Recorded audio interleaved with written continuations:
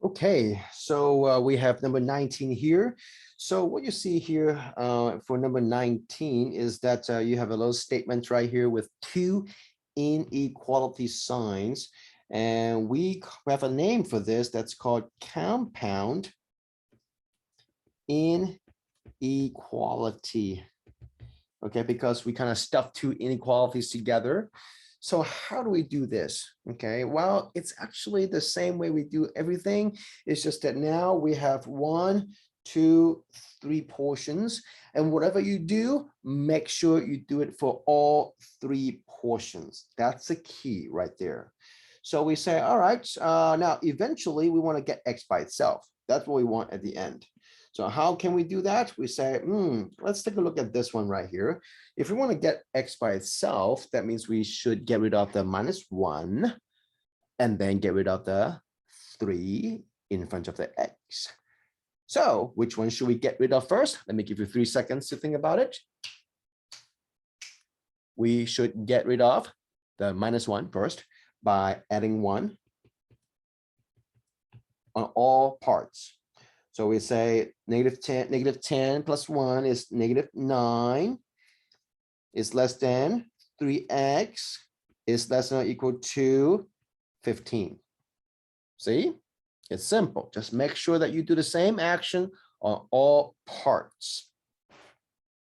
And now one last step. How do you get rid of 3? It is 3 times x in the middle. So you want to get rid of 3, you have to, let me give you 3 seconds, divided by 3 on all parts. So what do we have? We have, well, the 3 is gone. So you just have x. And 3 and 9, we have simplification right here. So, so we can simplify it and then brings down to -3. And then for this one, it brings down to 5. So this is our solution.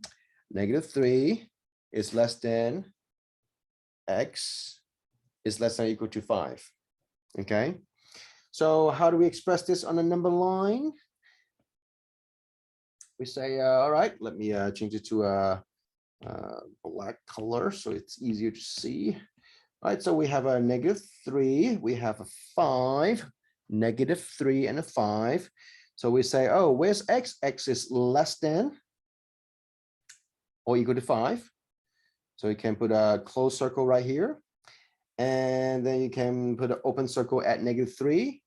And it's everything in between. Okay. You can express it this way. Okay. Now, alternatively, you may, now this is the easiest, but now alternatively, you can also do this. You can say, well, I saw you doing this earlier. Can we do that? X is less than -5, right? Let's do that. And x is greater than -3. So let's do that. So everything that's in between. So this portion right here, that's our solution. So this is, in a sense, an and statement, pretty much.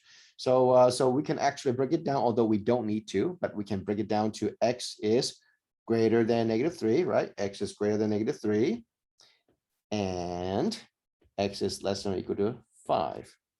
This portion. So we put it together. So that brings it to that makes it a compound inequality. But if you can separate it, that makes it a well, you know, just an and statement. So so when you see compound inequality, that is essentially an and statement. So again, you have 2 ways to express this. You can express it this way, or you can express it the earlier way. Let me go ahead and give you the 2 versions side by side so you can take a look at it yourself. So we say you can go ahead and say, yeah, closed circle at 5, open circle at 3, and you pretty much shade everything in the middle. That would work. Okay, that would work. All right, so that's it. It's very simple. So again, you have a compound inequality, and what do? You would do pretty much the same thing as you do with the equation or inequality. It's just that now we have 3 parts, and you make sure that you do the same action for all 3 parts. Okay, that's how you would handle it. Okay, that's how you would handle it, and that's it. Okay.